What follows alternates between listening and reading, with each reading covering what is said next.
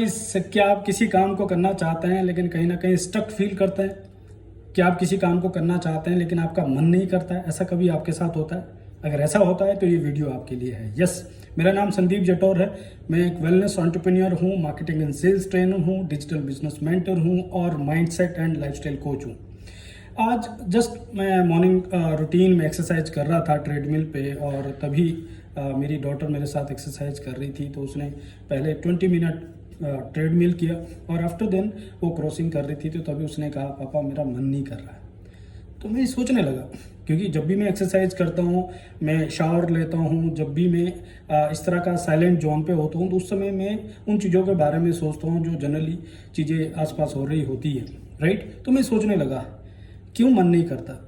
और आपने सुना होगा, मैंने भी कई बार सुना है, आपने भी सुना होगा, लोग कहते हैं कि यार मन नहीं कर रहा है, यार मैं स्टक फील कर रहा हूँ, राइट। अगर ऐसा होता है तो आप सोचिए इसके बारे में, ऐसा क्यों होता है। जनरली 3 रीजन इसके पीछे हो सकते हैं। पहला हो सकता है साइकोलॉजिकल, दूसरा हो सकता है आपका फिजियोलॉजी, और तीसरा हो सकता है न्यूट्रिशन। तो पहले साइकोलॉजी को समझते हैं। साइकोलॉजी मीन्स किसी व्यक्ति के लिए सुबह ब्रह्म मुहूर्त में उठना, 4:45 बजे उठना मुश्किल है, किसी के लिए बहुत आसान है। किसी व्यक्ति के लिए कोई काम करना मुश्किल है, किसी के लिए बहुत आसान है, राइट। तो ये कैसे वर्क करता है, उसके पीछे 2-3 फैक्टर्स हो सकते हैं। नंबर 1 जो सबसे इम्पोर्टेंट फैक्टर है वो है कि हमारे ब्रेन के लिए कोई भी काम मुश्किल होगा या आसान होगा, ये इस बात पे डिपेंड करता है कि हमारे ब्रेन के लिए फैमिलियर जोन क्या है। बिकॉज उसके लिए जो एक रूटीन है, जो हम किसी काम को करते आ रहे हैं, वो उसके लिए एक फैमिलियर जोन है, और वो हमेशा अपने फैमिलियर जोन में रहना चाहता है। तो it is not about easy और डिफिकल्ट, इट इज़ अबाउट कि ब्रेन के लिए फैमिलियर जोन क्या है। दूसरा क्या रीजन हो सकता है? दूसरा रीजन हो सकता है कि हमारी जो हैबिट्स है, जो आदतें हैं, किसी काम को करने की आदत, वो भी एक बड़ा फैक्टर हो सकता है। तीसरा हो सकता है कि हमारे लिए उस काम को करने का मोटिव क्या है, पर्पज़ क्या है, वो भी एक रीजन हो सकता है। और क्या रीजन हो सकता है कि उस काम को करने के लिए समटाइम आपको स्किल की ज़रूरत है। अगर वो नेसेसरी स्किल आपके पास नहीं है, अगर आप उस काम को करना नहीं जानते, यानी कि आप गाड़ी चलाना चाहते हैं, आपका बहुत मन है, आपके पास मोटिव भी है, लेकिन आपको गाड़ी चलानी नहीं आती, तो आपको हमेशा डर लगेगा। तो नेसेसरी स्किल आपके पास उसके लिए है कि नहीं है, राइट। सो ये कुछ फैक्टर्स हो सकते हैं।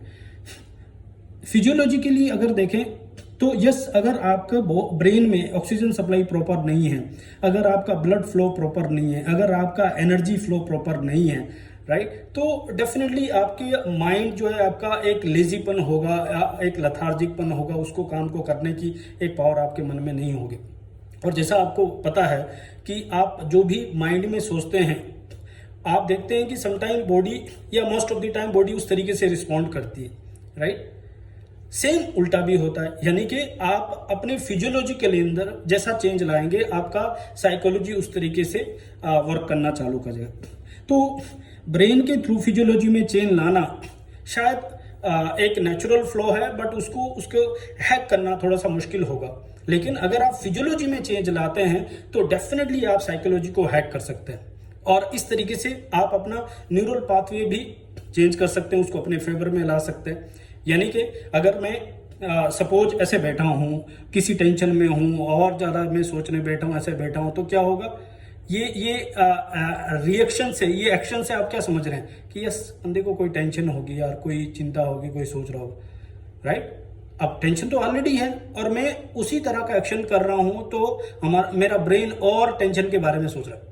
लेकिन उसी समय अगर मैं अलर्ट हो जाता हूँ, एक्टिव हो जाता हूँ, मैं रनिंग करने लग जाता हूँ, अगर मैं कुछ एक्सरसाइज करने लग जाता हूँ, एक्चुअल में मेरे को टेंशन है, एक्चुअल में मेरे को परेशानी है, एक्चुअल में मैं स्टक हूँ, लेकिन मैंने अपनी फिजियोलॉजी के अंदर उस तरह का एक्टिविटी किया जैसे कि मुझे कोई टेंशन नहीं है, मैं बहुत एक्साइटेड हूँ, मैं बहुत खुश हूँ।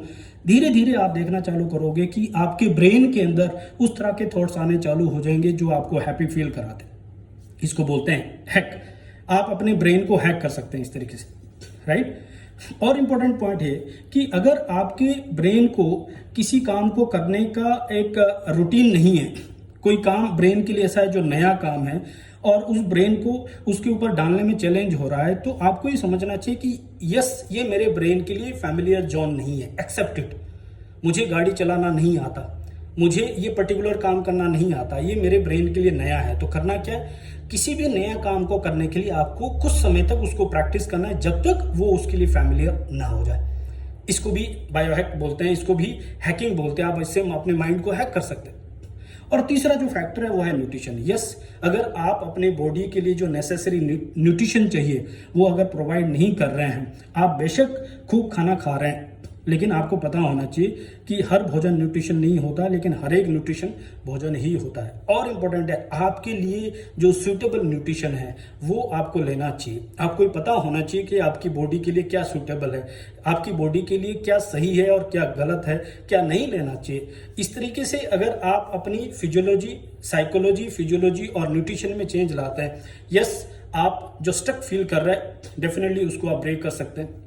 आपको जो मन नहीं लग रहा है उसको आप जो है ब्रेक कर सकते हैं, और इस तरीके से आप अपनी प्रोडक्टिविटी को बढ़ा सकते हैं। इस तरीके से आप अपनी जो परफॉर्मेंस को बढ़ा सकते हैं, जो भी आप काम कर रहे हैं उसके अंदर पीक परफॉर्मेंस के अंदर जा सकते हैं। राइट, आपके लिए क्या सूटेबल न्यूट्रिशन होगा, क्या सूटेबल एक्सरसाइज होगा, ये सब चीज़ों की जानकारी अगर आपको चाहिए तो आज के टाइम में टेक्नोलॉजी बहुत एडवांस हो चुकी है, और आप डीएनए के थ्रू ये इन्फॉर्मेशन ले सकते हैं, पता कर सकते हैं। आप अपने डीएनए को डिकोड करके पता कर सकते हैं कि आपके लिए क्या सूटेबल है और क्या अनसूटेबल है। और इसकी इन्फॉर्मेशन अगर आपको चाहिए तो इस वीडियो के नीचे आप एक लिंक में या आप बायो में जाके इस लिंक को क्लिक कर सकते हैं, वहाँ पे आपके लिए इन्फॉर्मेशन होगी, या जिन्होंने आपको वीडियो शेयर किया वो आपको इसके बारे में बता सकते हैं। राइट, इस तरह की वीडियो में कंटिन्यूस आपके साथ शेयर करता रहूँगा। इस तरह की इन्फॉर्मेशन अगर आपको यूजफुल लगती है तो आप इसको लाइक कीजिए, कमेंट कीजिए, शेयर कीजिए, आप अपना फीडबैक मुझे दीजिए, और ये इन्फॉर्मेशन को हम ज़्यादा से ज़्यादा लोगों तक पहुँचाते हैं और हम लोगों को हेल्प कर सकते हैं, जिससे हर एक व्यक्ति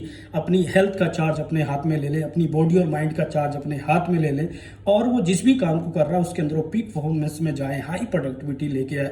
आपको पता है हमारा देश के अंदर एवरेज पॉपुलेशन करीब 70% पॉपुलेशन 30 साल की है। राइट, इस समय यंग इंडिया है, और इसी समय लोग अपनी बॉडी को अब्यूज करते हैं, इसी समय लोग अपनी बॉडी को इग्नोर करते हैं। अगले 20 साल के बाद एवरेज पॉपुलेशन अगर आप देखेंगे तो 50 साल की हो जाएगी, और आज के टाइम में देखिए 50 साल के ज़्यादातर लोग किसी ना किसी डिजीज के शिकार हैं, उनका एनर्जी लो है, प्रोडक्टिविटी लो है। आप सोच लीजिए हमारे देश का अगर एवरेज पॉपुलेशन लो प्रोडक्टिविटी होगा, लो एनर्जी वाला होगा, तो देश का इकोनॉमी क्या हाल होगा। और इसी के अंदर हमारे बच्चे पलने वाले, रहने वाले, इसी के अंदर हम भी रहने वाले। राइट, तो हम नहीं चाहेंगे कि हमारे देश का इकोनॉमी डाउन हो, हमारे देश का प्रोडक्टिविटी लो हो। हम चाहेंगे कि हम इस देश का इकोनॉमी को हाई लेके जाएं। उसके लिए एवरी इंडिविजुअल को पीक परफॉर्मेंस पे जाना है, और उसके लिए इस तरह की टेक्निक, इस तरह के टूल्स, इस तरह की इन्फॉर्मेशन मैं आपके साथ शेयर करता रहूँगा। बस आपका मुझे सपोर्ट चाहिए कि आप इसको लाइक कीजिए, कमेंट कीजिए, शेयर कीजिए, आप अपना फीडबैक दीजिए, और ज़्यादा से ज़्यादा लोगों तक इस इन्फॉर्मेशन को पहुँचा दें। I wish you all the best. Thank you so much. Have a wonderful time. Bye, take care, God bless you.